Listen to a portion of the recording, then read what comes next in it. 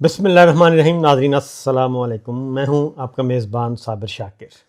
अस्सलाम वालेकुम नादरीन, मैं इमरान रियाज खान। और आज हमने जिन चीज़ों पे बात करनी है साबिर भी मैंने लिख कर रखा हुआ है हाँ, अभी वो क्योंकि पर्चा आउट ना करें। हाँ नहीं, लेकिन सबसे पहले हाँ। जो खबर आज टेलीफोन पे जब हमारी बात हुई तो उस वक्त ब्रेक हुई थी, उस पे हम बात कर रहे थे गैर मुल्की ख़वातीन जी हाँ। लाहौर के अंदर उनके साथ एक बड़ा अनफॉर्चुनेट इंसिडेंट होता है और बाद में ये पता चलता है कि ये मामला इसहाक डार साहब जो डिप्टी प्राइम मिनिस्टर हैं पाकिस्तान के, जी हाँ। नवाज शरीफ के समधी हैं और बहुत ख़ास आदमी है, पाकिस्तान के अहम तरीन मामलात में उनकी इनपुट होती है, पाकिस्तान के वज़ीर ख़ारजा भी हैं। वज़ीर ख़ारजा ये भी। मामला जाके उनके घर से यानी शरीफ ख़ानदान के साथ जाके जुड़ जाता है। हाँ जी। तो कहानी क्या है, मेरे ख्याल में आप इसको शुरू करें, ज़रा बताएं, थोड़ा सा एलेबोरेट करें, क्योंकि अभी हमारी 2-3 जर्नलिस्ट हैं लाहौर में, उनसे हमारी बातचीत हुई, क्राइम रिपोर्टर्स हैं और एक बड़े सीनियर जर्नलिस्ट हैं लाहौर में, उनके पास सारी कहानी है एक्चुअली। तो सारी चीज़ें तो हम आपको यहाँ नहीं बताएंगे, बहुत ही इसके अंदर अजीबोगरीब चीज़ें हैं। आपको पता है निजी ज़िंदगी में ना कभी मैं बात करता हूँ ना साबिर भाई करते हैं। ख़वातीन की तस्वीरों के हवाले से हमारी पॉलिसी ये है कि बिल्कुल हमें वो इन चीज़ों से भी एहतियात करनी चाहिए, लेकिन जो एक्चुअली हुआ वो आपको हम बताते हैं। सबसे पहले तो साबिर भाई ये इन्वेस्टमेंट का मामला था, सरमायाकारी का। ये इस खबर को क्योंकि केस रजिस्टर हो चुका और कहा गया सरमायाकारी, मुझे वैसी सरमायाकारी लगती है जैसे किसी ज़माने में तंजीम साजी जो है वो एक बहुत मशहूर और मारूफ टर्म ईजाद की थी, वो भी नून लीग के हमारे दोस्तों ने की थी, तंजीम साजी। तो इससे बड़ा सवाल ये है कि जो कुछ हम देख रहे हैं कि पंजाब में हुकूमत इनकी भतीजी साहिबा की या बेटिया की, और मरकज़ में शहबाज शरीफ साहब प्राइम मिनिस्टर हैं, चचा और भाई, और समधी मियाँ खुद डिप्टी प्राइम मिनिस्टर हैं, वज़ीर ख़ारजा भी हैं, और बाकी सारा ख़ानदान में अकोमोडेट हुआ है। पीछे इतनी बड़ी पुश्तपनाही है, फार्म 47 है, सारा कुछ स्टेज पे रख के दिया हुआ है। ये जो वाक़या हुआ है और उस वाक़े के नतीजे में ये जो केस रजिस्टर हो गया है, मैं इस पे हैरान हूँ कि ये केस रजिस्टर होना ही एक बहुत बड़ा एक इशारा है। साबिर भाई शुरू से आते हैं ना। हाँ जी। इनमें एक खातून है हॉलैंड की, जी। नीदरलैंड आप बोलें उसको, डार साहब के रिश्तेदार वहाँ सरमायाकारी कर रहे थे। हाँ जी। डार पूरी दुनिया में जाता है, जाके लोगों को कहता है पाकिस्तानियों को कि आप मुहिब वतन होने का सबूत दें और पैसा लाके पाकिस्तान में लगाएं। डार का अपना नवासा जो है वो पैसा लेकर कहाँ लगा रहा है? यूएई में, नीदरलैंड में। उसके अपने बच्चे पैसा कहाँ लगा रहे हैं? बरतानिया में लगा रहे हैं, गल्फ में लगा रहे हैं, यूरोप में लगा रहे हैं। अपना पैसा लेकर जाते हैं पाकिस्तान से बाहर और पाकिस्तानियों को कहते हैं कि आप हुब्बुल वतनी का सबूत दें और पैसा लेकर आएँ पाकिस्तान में। एक तो ये इनकी मुनाफकत है। तो इन्होंने किया ये कि इन्होंने खातून को दावत दे दी पाकिस्तान आने की। गालिबन 29 तारीख को ये खातून पाकिस्तान में आई। ये खातून अपने साथ अपनी एक सहेली को भी लेकर आई जिसका ताल्लुक दूसरी कंट्री से है।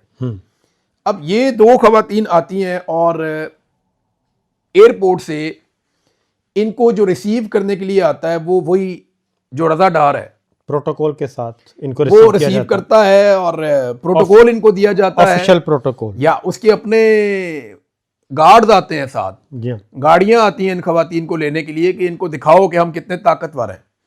तो प्रोटोकॉल लगता है, गार्ड्स आते हैं और प्रोटोकॉल के अंदर इनको निकाल कर डीएचए में एक कोठी में ले जाके बंद कर दिया जाता है। और उन्होंने ये भी बताया कि क़यामो, तमाम ट्रैवल, वीज़ा, सर्विस तमाम वो इन्होंने ही अरेंज किया। हाँ, इन्होंने अरेंज किया और उसके सबूत मौजूद हैं। जी हाँ। आगे चलें साहब। तो ये तो हो गया, इनको बुलाया जाता है और उसके बाद मामला कहाँ ख़राब होता है, उसके बाद 3 दिन ये रहते हैं जी। साबिर भाई इन्होंने पैसे मांगे।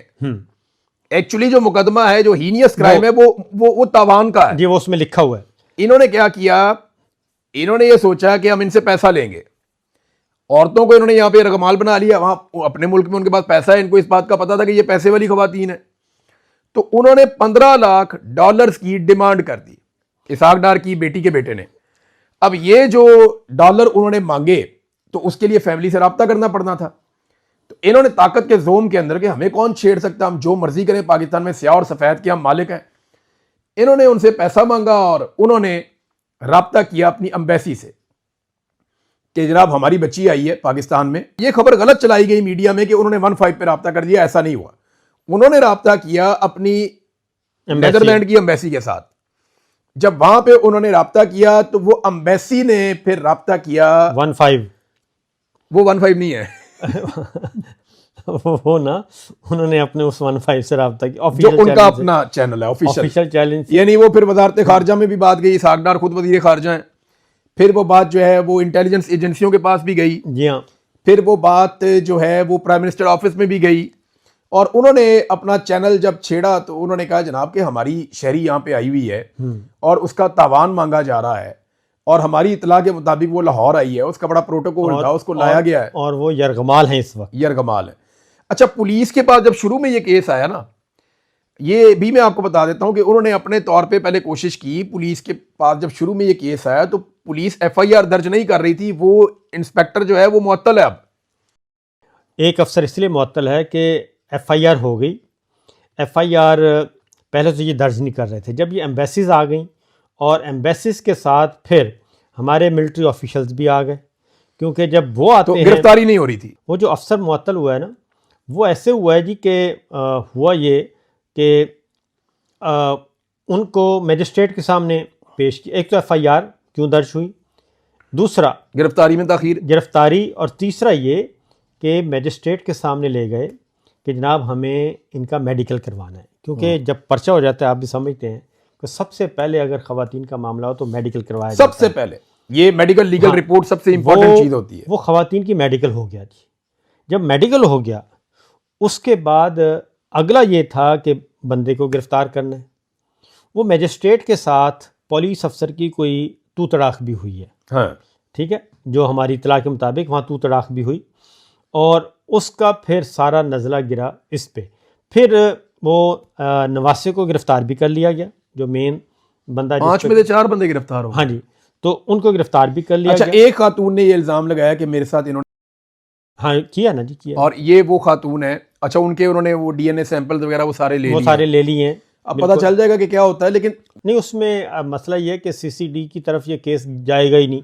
नहीं, वो तो पुलिस के पास वो जो तो- भी केस जाता है हाँ। वो जो मर्जी उठा लेते हैं, लेकिन आप ये कह रहे हैं कि मरियम नवाज की CCD इसहाक डार के नवासे को करेगी। नहीं, मेरा तो ज़ाहिर है इसमें इतनी हिम्मत कौन करेगा जी। तो नहीं, लेकिन ये नंदो भाभियों के ताल्लुकात तो कभी भी अच्छे नहीं होते। इसको ना कोई निजी मामला ना समझे। एक गैर मुल्की खातून ने पाकिस्तान में ये इल्ज़ाम लगाया कि उनको, और उन्होंने ये कहा कि उन्हें सारे सबूत मौजूद हैं, उन्हें कैसे बुलाया गया, कैसे प्रोटोकॉल दिलवाया गया और कैसे उन्हें रखा गया, और बाकायदा वो बाजियाब हुई हैं। वो ऐसा नहीं है कि वो सड़क पे फिरती फिरती आ गई और उन्होंने आके कहा जनाब हमारे साथ, नहीं, वो बाकायदा पुलिस ने कार्रवाई की है। यहाँ से आता है मामला कि ये अब तक जो कुछ हो चुका है, जी भाई, केस रजिस्टर होना और उसके बाद अरेस्ट होना, फिर स्टेटमेंट होना, फिर मेडिकल होना, क्योंकि ख़वातीन के बयानात भी रिकॉर्ड हो चुके हैं, और उनको प्रेशराइज भी किया जा रहा है कि किसी भी तरीके से रफा दफा हो जाए नहीं नहीं, वो एक ही तरीका है, वो प्रेशर में नहीं आएंगे, उनका एक ही तरीका है। अगर ये कोई बहुत बड़ा पैसा भर दें और वो खातून उस पर राजी हो जाए, हाँ जी, तो बस ये एक ही तरीका है। इनके पास बाकी बचा हुआ तरीका एक ही है एक, कि ये बहुत ज्यादा पैसा भर दें और वो CCD इनकी मदद कर सकती है, पुलिस मदद कर सकती लेकिन है। अब मेरा ख्याल है कि अब उसमें ज़्यादा कर नहीं सकते, क्योंकि मामला है गैर मुल्की खातून का।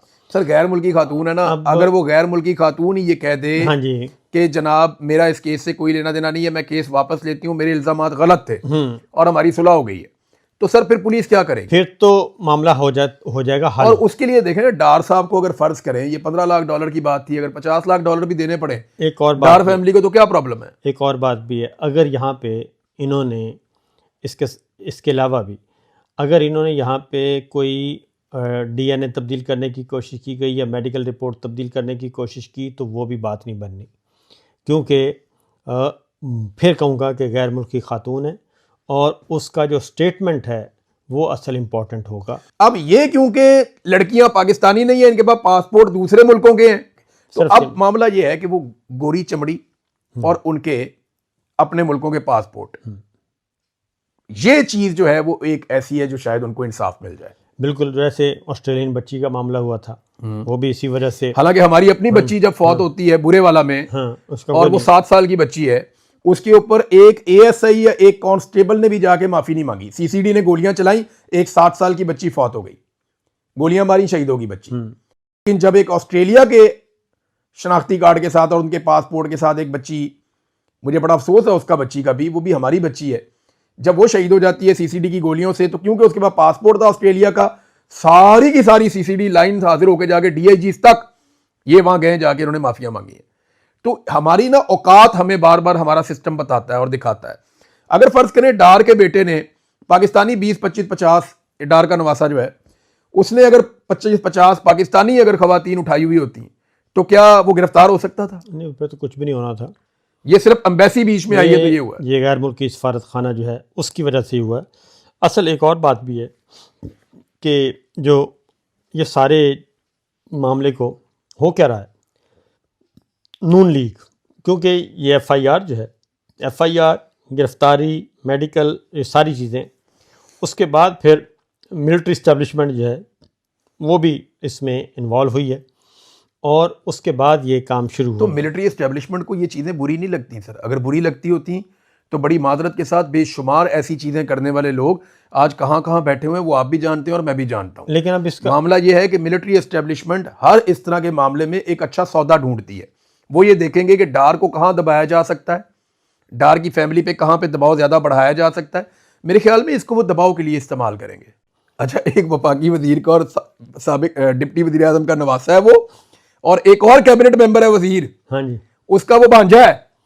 नहीं सर, इसका भाई भी तो है ना।